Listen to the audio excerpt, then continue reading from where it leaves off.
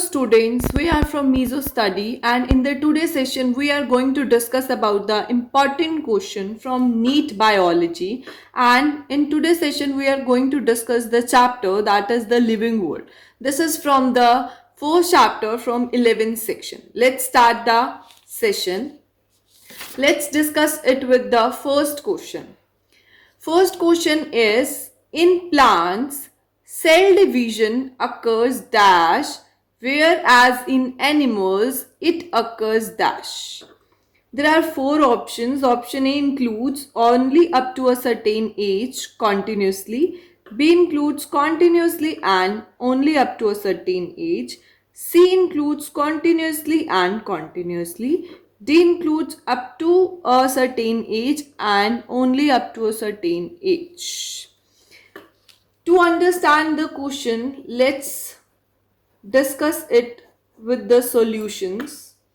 As we all know, both plants and animals come under multicellular organisms. Come under multicellular organisms. And in multicellular organisms, increase in its mass. Increase in its mass is by the cell division. By the cell division. And we know very well that in cell division there are two categories. First is mitosis and next is meiosis. Mitosis and meiosis. As we all know, mitosis is known as a equational division, whereas meiosis is known as a reductional division. Again, we discuss the case of plants and animal in terms of growth. In plants, we discuss in terms of growth. We discuss in terms of growth. As we discuss, in plants, the growth occurs throughout their lifespan because of the presence of meristematic tissues that are present in the organisms, that are present in the plants, basically that show the cell division, throughout their lifespan. Hence the growth occur in the plant continuously throughout their lifespan. As next we consider the case of animals. Next, in animals,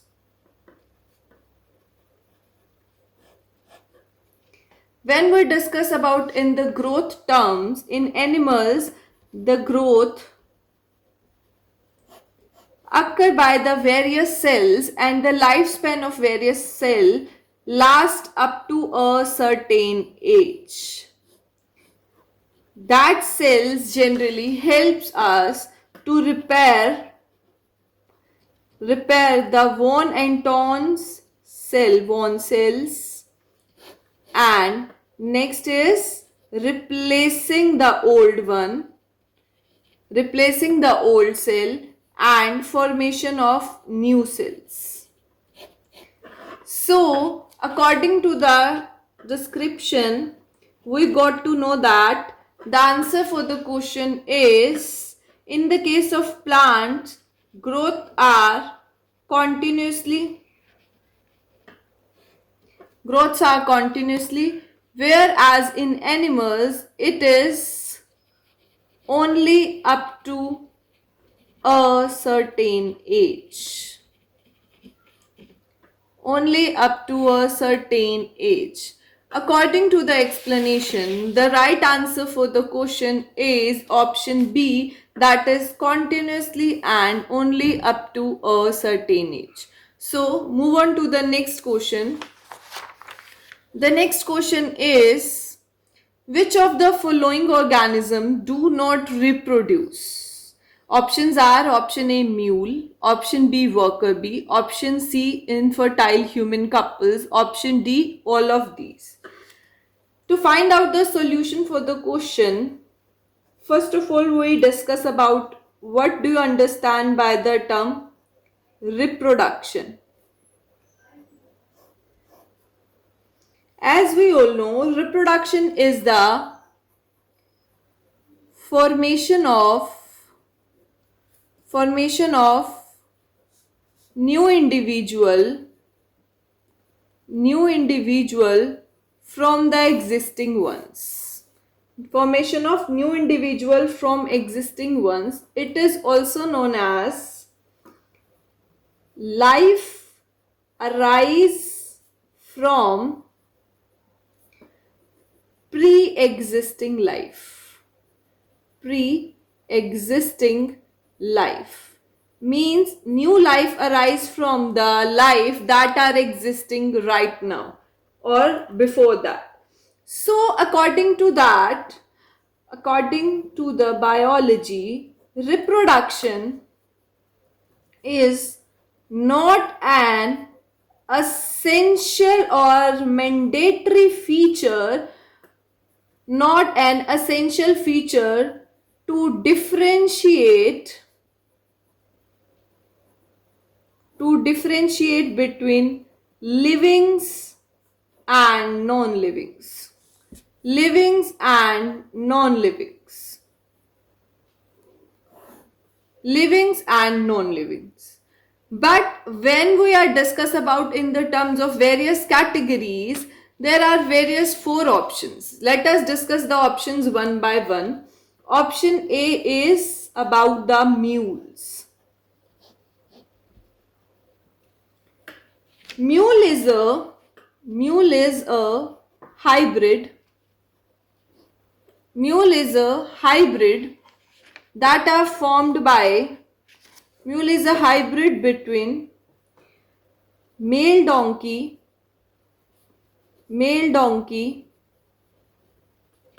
plus female horse.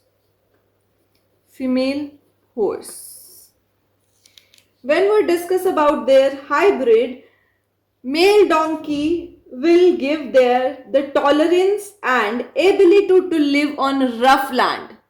From the donkey they will inherited the tolerance, the firm footness and the rough food. Whereas from the horse it will attain the intelligence, the inherited size and all that. This is the combined features from the donkey and the horse. As we all know, these are the hybrids, and these hybrids are sexually sterile. These hybrids are sexually sterile. It means they are unable to reproduce and unable to produce new young ones. It means mules are sexually sterile. Let's move on to the next factor, that is the honeybees.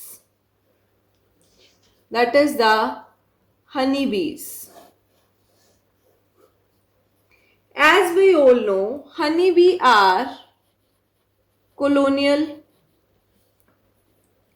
social and polymorphic insect.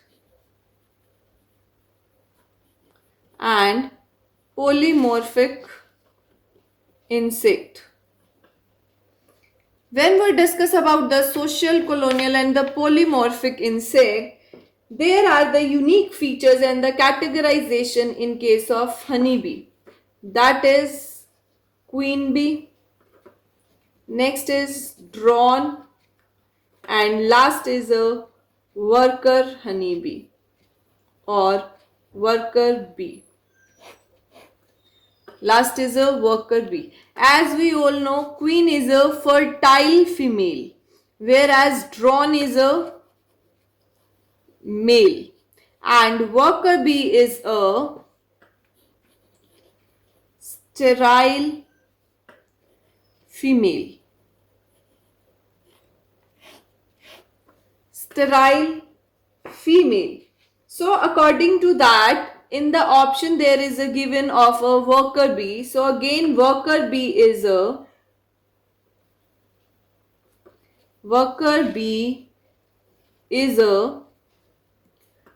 sterile, sexually sterile. It means they are not able to produce or reproduce or produce a next generation. So moving to the next option, that is the last one, is human couples, infertile human couples. There are various couples which are unable to produce the children in spite of producing unprotected sexual activities. It means they are not able to conceive their child. It means they are sterile.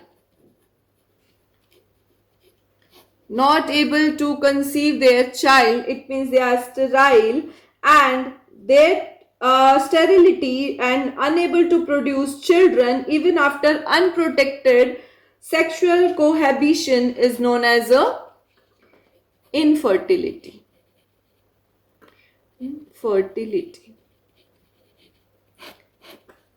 So answer for the question according to the explanation or the description is, we have to categorize the various organisms which are unable to reproduce, and options are mule human couples, infertile human couples, and worker bee. Right answer is all of these. It means all the three factors includes the pair which are unable to reproduce and they are infertile. So according to the question, the right answer for the question is option D, that is all of these.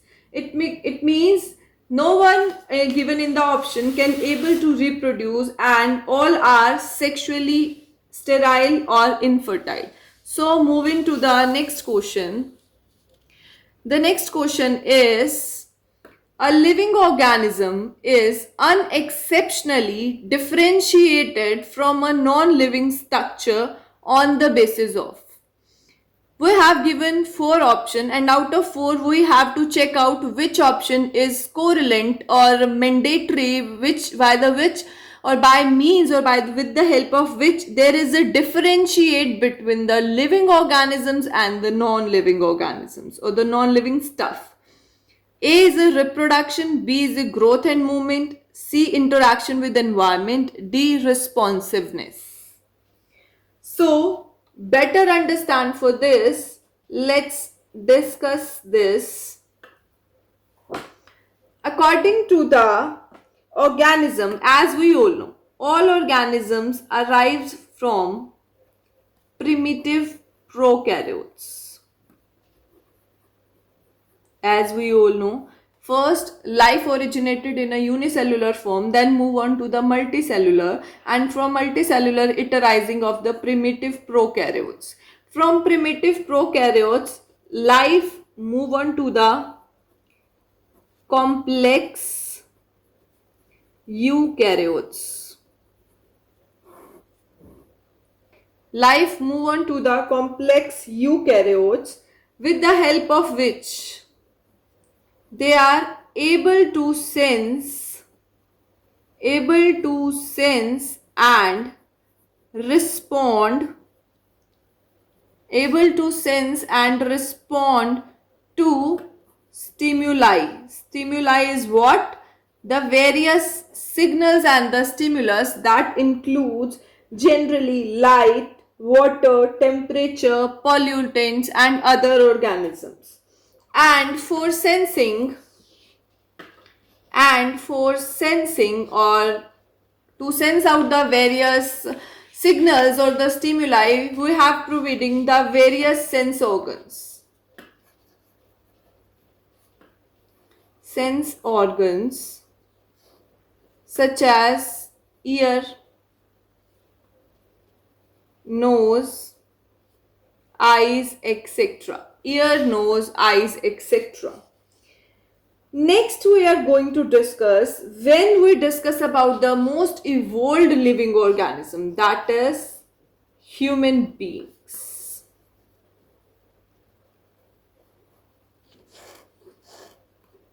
In case of human beings, as we all know, in human beings are the most advanced animal that existing right now in on the planet. In human being, there is additional features and additional facility. Additional features and the additional facility, that is the presence of consciousness, that is include the presence of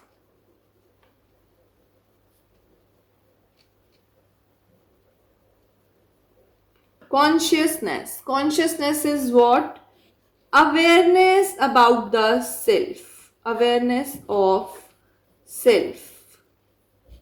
When any organism are able to aware its own self, its body, their various kinds of movements and the interaction by which the various organisms can live in a nature, that power of consciousness and awareness of self are occur only in the case of human beings.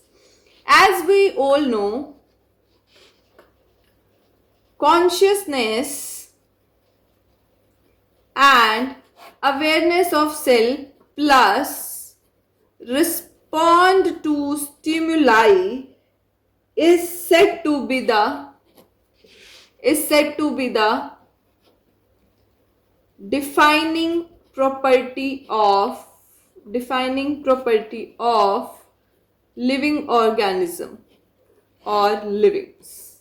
So according to the discussion, right answer for the question is the presence of consciousness plus responsiveness is the defining feature for the living organism. So according to the discussion, the right answer for the question is option D, that is responsiveness, with the help of which a living is differentiated from the non-living one. So move on to the next question. Next question is, which of the following groups consist of organisms which multiply by fragmentation? First of all, we discuss about the term fragmentation, but before that we just go through various kinds of options are given. A includes earthworm, amoeba and fungi. B includes earthworm, fungi and bacteria. C includes fungi, filamentous algae and protonema of mosses. D includes amoeba, hydra and bacteria. So, understanding for the question is start from the term fragmentation. First of all, we have understand about the term fragmentation. Fragmentation is the conversion of parent body basically into the various fragments, and with the help of each fragment there is a arising of new organism. From each fragment there is a arising of new organisms. As we all know about the first, we discuss about the earthworm. As we all know, earthworm will reproduce. Generally, earthworms are hermaphrodite. It means both the sexes are present in a earthworm and they are reproduced with the help of clitellum region that are present between segment from 14 to 16. And we also know that earthworms are showing the process of metamerisms. It means the presence of metamers, means various kinds of segments in the case of earthworm. So earthworms are generally reproduced by hermaphrodite, not by the fragmentation. So move on to the next option. Next we are going to discuss is about the fungi. As we all know, in case of fungi, vegetative reproduction by fragmentation, but in case of yeasts, in some yeast, the vegetative reproduction is by the budding,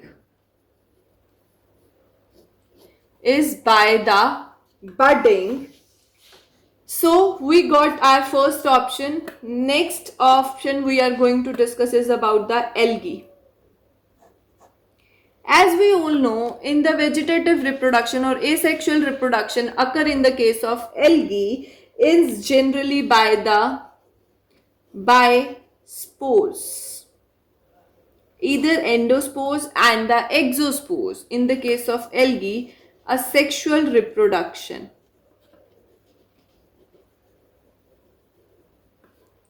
A sexual reproduction by the formation of various kinds of spores.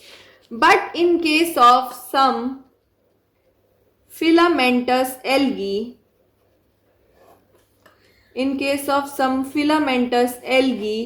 the vegetative reproduction and the sexual reproduction is by the process known as fragmentation.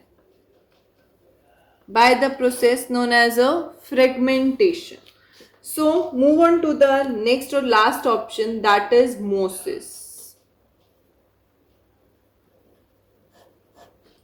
As we all know, mosses belong from class Bryopsida.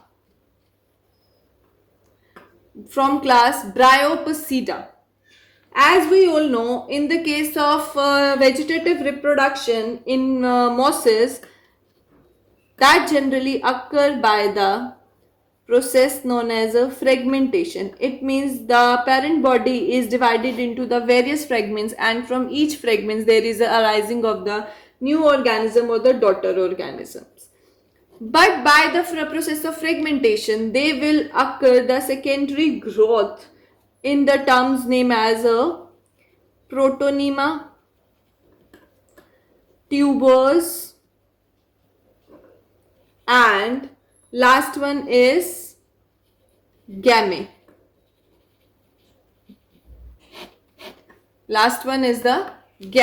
So according to the discussion and the explanation, the right answer for the question is about the option fungi,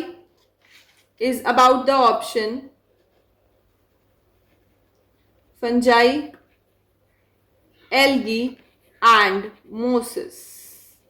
And in mosses, all stages, either protonema, tubers and gamete.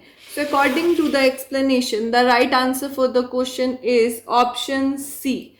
That includes fungi because it shows the sexual reproduction and vegetative reproduction by the fragmentation, and filamentous algae in the same manner it is followed by the process fragmentation, and the last one is protonema. As we discussed, mosses show either gamete, tubers or protonema. So the right answer for the question is option C.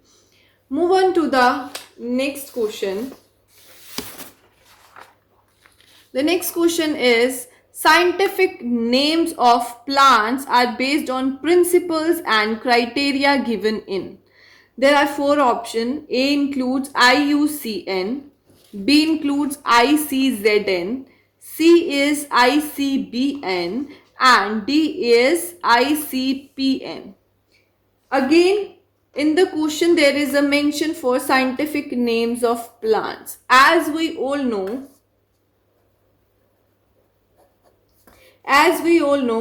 the study of all the plants are come under the botany, and all the study of animals are under zoology.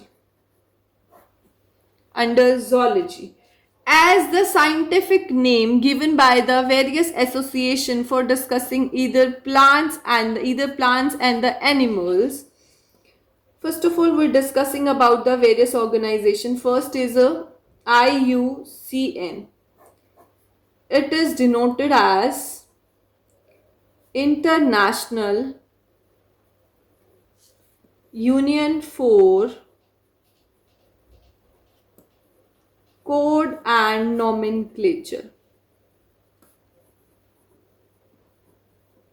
No code and nomenclature.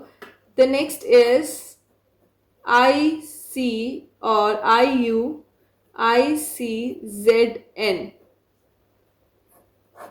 International Union or International Code for. It is denoted as International Code for Zoological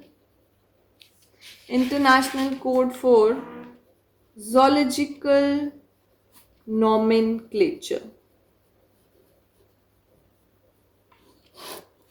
International Code for Zoological Nomenclature. Now the third is given as ICBN.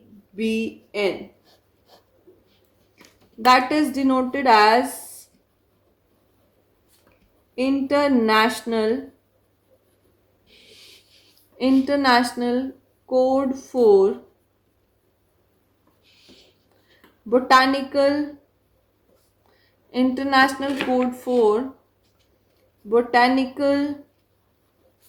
Nomenclature. As we discussed prior in the solution that all the plants are come under the category name as a botany. So the various scientific name for the various kinds of plants are also including the botanical names. So the scientific name and the organization focus for the scientific name of various plants are including under the International Code of Botanical Nomenclature.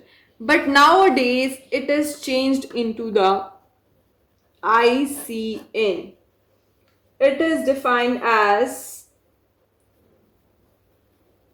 International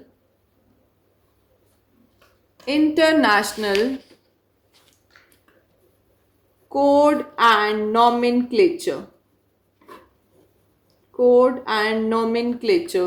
And these are basically focused for algae, fungi and plants. Algae, fungi and the plants. ICN generally set the various rules and recommendations